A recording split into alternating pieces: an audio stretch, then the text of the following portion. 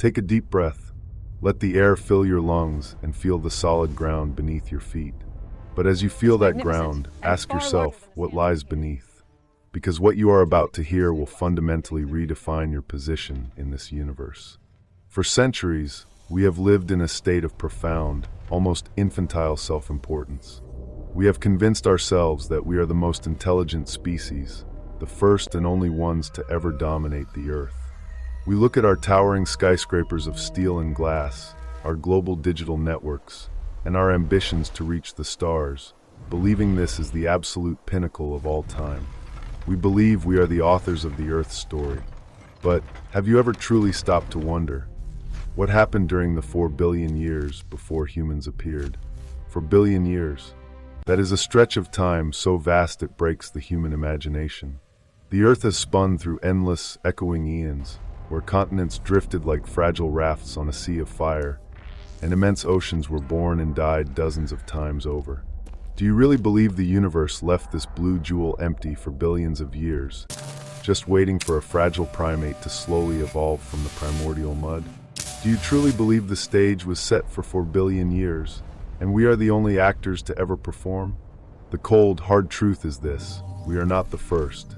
We are not the pioneers. We are merely latecomers, wandering through the graveyard of colossal civilizations that vanished into the void at the very dawn of time. We are living in the ruins of giants, but we are too small to see the walls. Welcome to Episode 5, the Pre-Human Era. In the hallowed, often rigid halls of mainstream science, there is a concept that haunts the boldest thinkers. They call it the Silurian hypothesis. It is not just a theory. It is a haunting realization of our own fragility. It asks a question that strikes at the heart of our identity. If a high-tech civilization had existed millions of years before us, would we even find any trace of them today? If a race of beings mastered flight, harnessed the atom, and built sprawling metropolises 50 million years ago, what would be left? The answer provided by geologists is terrifying. Probably nothing. Time is not just a measurement. It is the most ruthless eraser in existence. A city of steel and glass, the pride of our modern world, will rust, crumble, and be reclaimed by the earth in less than 1,000 years. Our greatest stone monuments, the pyramids, the cathedrals, will be ground into dust by the inexorable movement of tectonic plates within 1 million years. After 10 million years, every trace of New York, London, or Tokyo will completely vanish. The glass will return to sand. The steel will return to ore. The concrete will be pulverized and buried. Not a single molecule would remain to prove we ever existed. We would be a ghost civilization, a whisper in the wind. Yet, as we dig into the deep layers of our planet, we find things that should not be there. We find the chemical scars. We find isotopes that do not occur in nature. We find artifacts out of time, trapped like flies in amber between geological layers hundreds of millions of years old. These are the cries for help from a distant, forgotten past. Travel back with me, far beyond the reach of human memory, to the Mesozoic era, the age of giants. While our textbooks teach us that dinosaurs were the sole, mindless masters of the earth, there is evidence of another force operating from the shadows. A force with a mind. In a coal mine in Russia, workers discovered a metal gear, perfectly cast, with a design so modern it defies explanation, buried deep within a seam of coal dated back 300 million years. 300 million years. That is before the first dinosaur ever walked the earth. Who was casting metal gears in the Carboniferous period? Who was designing machinery when the world was a steaming jungle of giant ferns? And the mysteries only get deeper as we travel to Gabon, Africa. There, in the 1970s, scientists stumbled upon something that should be impossible: the nuclear reactors of Oklo. They call them natural reactors to avoid the terrifying alternative. But consider the facts. The isotopic purity of the uranium and the precision of the reaction's regulation. How it started, how it was cooled, and how it sustained itself for hundreds of thousands of years are so incredible that they mimic the work of a master nuclear engineer. To achieve this naturally requires a series of coincidences so improbable they border on the miraculous. Could these be the cooling remnants of an ancient atomic power grid? A network of energy that functioned hundreds of millions of years before humans even dreamed of fire? We are speaking of non-human entities, pre-human masters, beings who may have arrived from other star systems during the Earth's infancy, or perhaps evolved right here on this soil during a window of stability we have yet to identify. They may have built vast, shimmering empires under the oceans, or on continents that have long since been swallowed by the Earth's molten mantle. They might have been reptilian in form, possessing cold, calculating intelligences, or beings of pure energy and light, entities that our ancestors, millions of years later, would describe in their myths as dragons, gods, or demons. When you look at the ancient rock paintings scattered across the world, from the caves of France to the deserts of Australia, you see them. Beings that resemble no animal known to science. Towering figures clad in what looks like shining armor, wielding weapons that could split mountains and turn the sky to fire.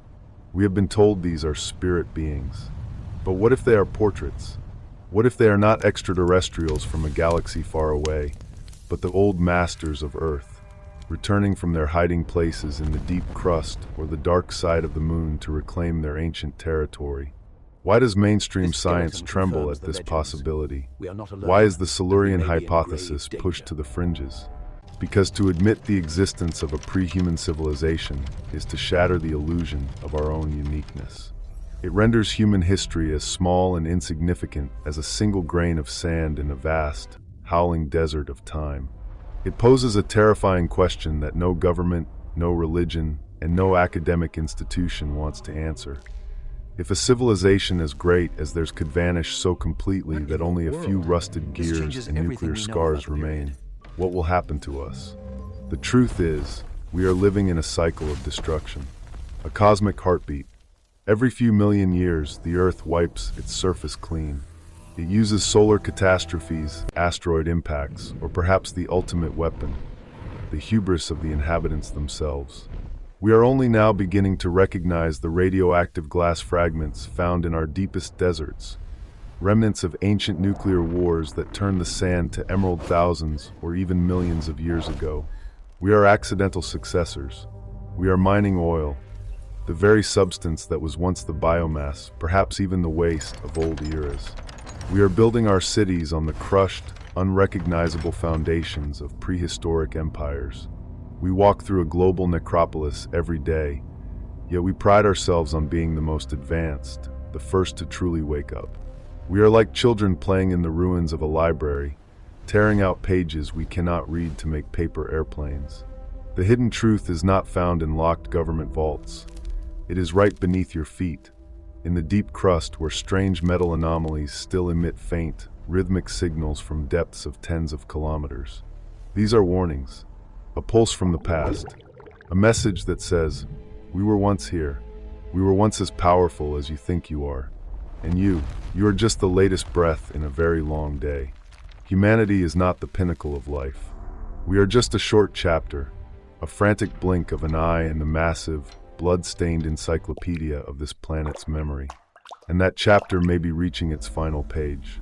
In our next episode, we will face the darkest truth of all, the secret that lies within you. We will investigate the genetic project of the gods, who truly designed the human brain. Was it the slow, blind process of evolution, or was it a sudden, massive genetic surgery performed by interstellar masters who needed a new type of worker?